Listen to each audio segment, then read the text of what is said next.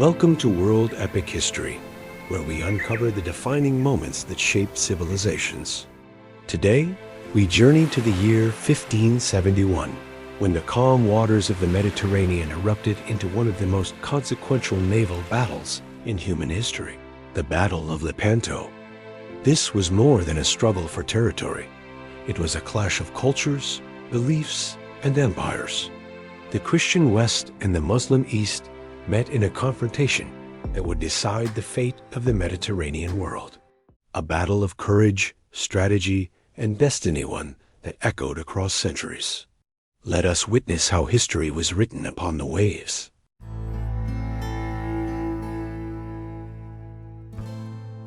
By the mid-16th century, the Ottoman Empire was a dominant force, controlling vast territories from the Middle East to Eastern Europe. Their reach extended into the Mediterranean, creating tensions with the Christian kingdoms of Europe. The Ottoman navy was growing stronger, aiming to expand its influence further into the West. The Christian world watched in growing fear, knowing that the Mediterranean, the lifeblood of trade and culture, was under threat. For the Ottomans, controlling the Mediterranean was the next logical step in their imperial ambitions, and their naval power was the key to this goal. As tensions built, it was clear that a great conflict was imminent. The battle for the Mediterranean would soon be decided by the might of two naval powers.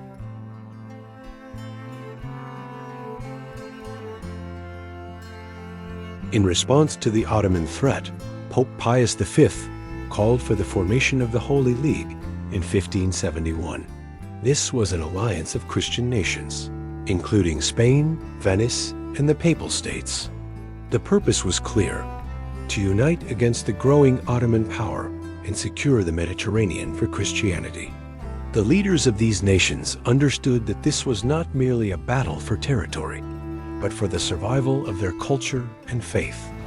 The Holy League was the Christian world's last chance to stop Ottoman expansion and prevent a shift in the balance of power in the Mediterranean.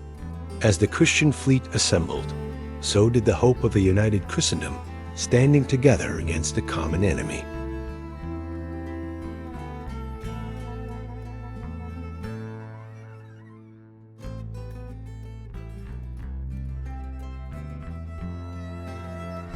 To lead the Holy League's fleet, Don Juan of Austria was chosen. The son of Emperor Charles V, Don Juan was an experienced commander, having proven his worth in earlier military campaigns. His leadership would be vital in uniting the disparate Christian forces.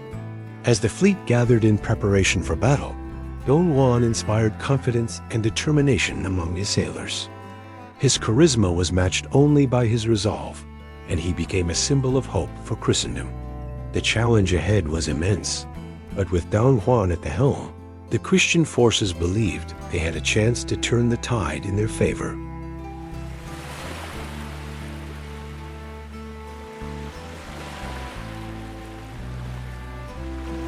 The Ottoman fleet, commanded by Admiral Ali Pasha, was formidable and confident in its ability to dominate the seas. With over 200 ships, including galleys and smaller vessels, the Ottomans had a massive naval presence. They had been expanding their fleet for years, and their sailors were skilled in naval combat. Ali Pasha had no doubt that this would be a swift victory, and the Ottomans believed that the Christian forces would be easily overwhelmed. But the Ottomans had underestimated the unity and strength of the Holy League, and they were about to face a challenge unlike any they had encountered before.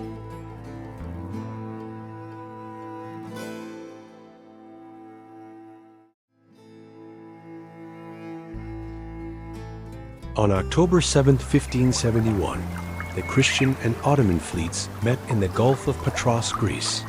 The air was tense, and the silence of the early morning was broken by the thunderous roar of cannon fire. The battle had begun. The Christian fleet, though smaller in number, was heavily armed with long-range artillery. The Ottoman ships, nimble and designed for close combat, sailed forward to engage. The two fleets clashed with devastating force, and the fate of the Mediterranean hung in the balance. The outcome of this battle would shape the future of the region for centuries to come.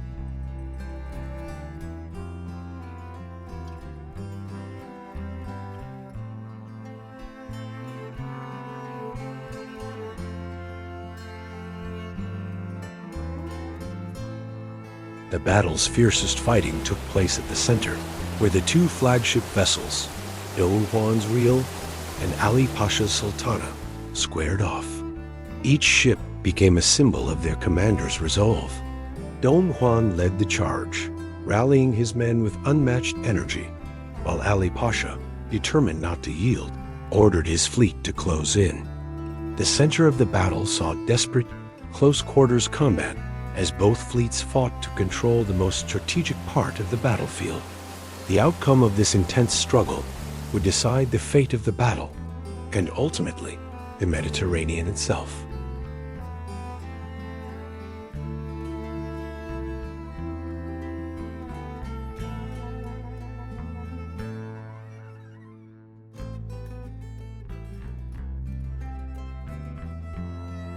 The Christian forces, armed with superior artillery, began to gain the upper hand. Their ships fired powerful cannonballs from a distance, forcing the Ottoman ships into defensive positions. The Ottoman fleet, relying heavily on boarding tactics, struggled to close the distance. As the battle progressed, the Holy League's discipline and naval expertise began to overwhelm the Ottomans. The Christian forces pushed forward, breaking the Ottoman lines, and for the first time, the Ottoman fleet started to falter. This was a turning point, and victory seemed within reach for the Christians.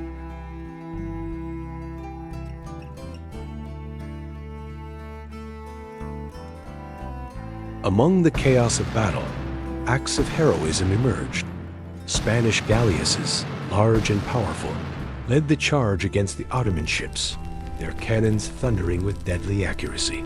Venetian sailors displayed remarkable bravery, boarding Ottoman vessels in daring attacks. The Christian forces fought with determination, knowing that the outcome of the battle would affect the future of their faith. Their courage in the face of overwhelming odds turned the tide in their favor. Each heroic act was a small victory, contributing to the growing sense of Christian resolve.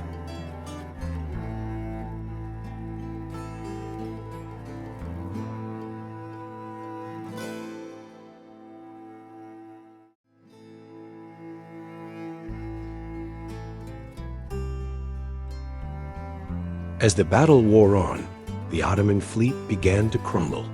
The Christians seized their moment, launching a final decisive attack that broke the Ottoman resistance. The Ottoman ships, now scattered, tried desperately to regroup, but it was too late.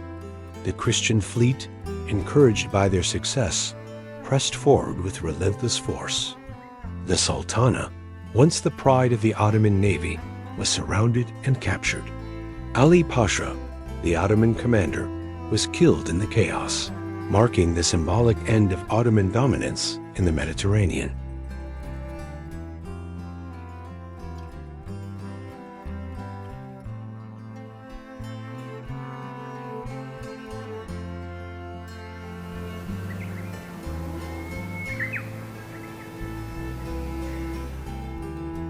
By the late afternoon, the Ottoman forces were in full retreat. Their fleet, devastated by the Christian onslaught, was no longer a threat. The victory at Lepanto was a momentous one for the Holy League, but it came with a heavy cost. Thousands had fallen on both sides, and the Mediterranean was littered with wrecked ships and bodies. The Ottomans had lost not only their fleet, but their hold over the Mediterranean's naval routes. It was a crushing defeat, one that would reverberate across the Ottoman Empire for years.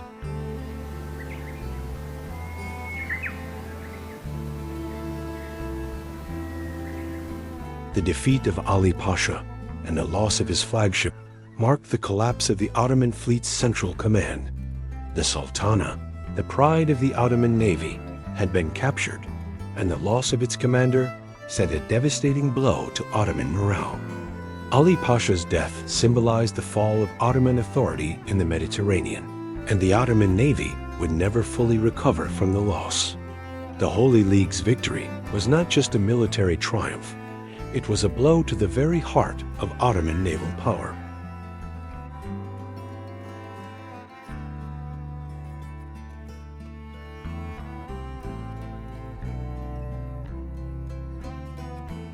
With the Ottoman fleet in retreat, the Christian forces celebrated a hard-fought victory. The Battle of Lepanto was one of the greatest naval victories in Christian history. It shattered the myth of Ottoman invincibility and proved that the Ottoman Empire could be defeated. The victory was not just military, but symbolic, securing the Mediterranean for Christendom and halting the Ottoman advance into Europe. It marked the beginning of a slow decline for the Ottoman navy, while the Holy League's triumph echoed throughout the Christian world.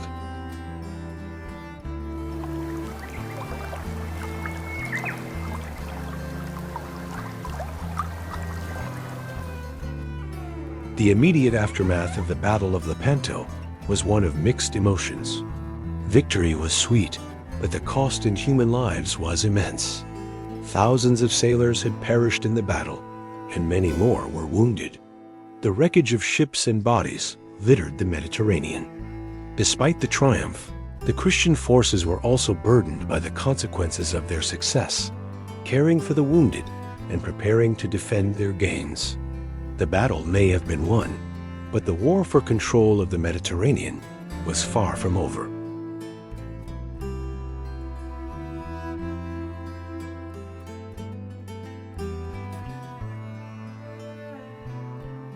The Battle of Lepanto had long-term consequences that rippled through history. For the Ottomans, it marked the end of their naval supremacy in the Mediterranean. While the Ottomans remained a dominant land power, their naval forces were greatly diminished. The victory also shifted the balance of power in the Mediterranean, securing European trade routes and Christian dominance in the region for decades. Lepanto was more than a naval battle. It was a turning point in the ongoing struggle for Mediterranean control.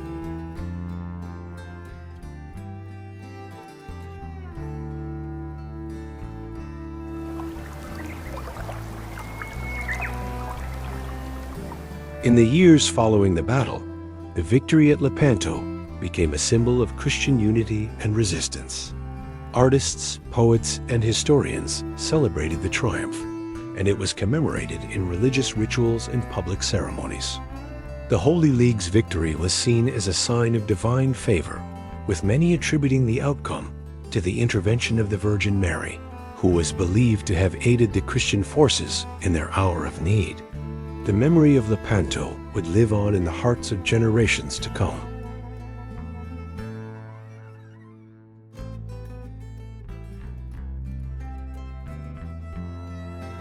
Despite their loss at Lepanto, the Ottomans did not immediately lose control of the Mediterranean. However, the Battle of Lepanto marked the beginning of a slow and steady decline in Ottoman naval power. The empire's ability to project naval strength was never the same after this defeat. The Ottomans would continue to fight for dominance in the region, but they could no longer boast the same naval superiority that had once made them the undisputed rulers of the Mediterranean.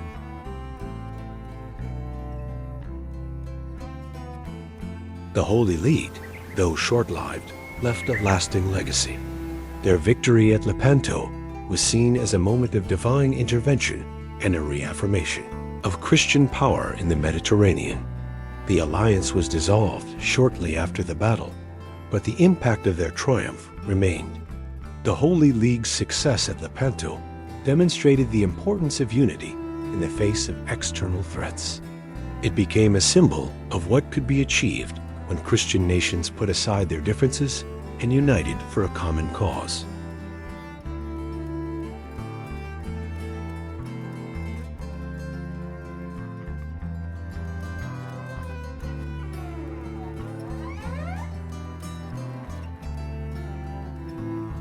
Despite their defeat at Lepanto, the Ottoman Empire showed remarkable resilience.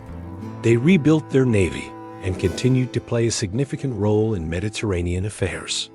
Though their dominance was diminished, The Ottomans remained a formidable power for centuries. Their empire would endure long after the Battle of Lepanto, continuing to influence the politics, culture, and religion of the Mediterranean world. The defeat at Lepanto may have been a setback, but the Ottomans were not yet done.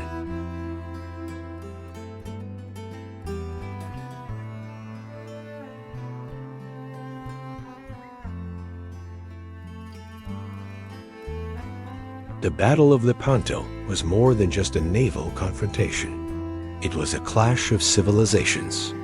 The Christian West and the Muslim East faced off in a battle that symbolized the broader struggle for control of the Mediterranean. It was a contest not just for dominance, but for the very identity of the region. The victory at Lepanto ensured that Christian civilization would remain a dominant force in the Mediterranean for centuries to come.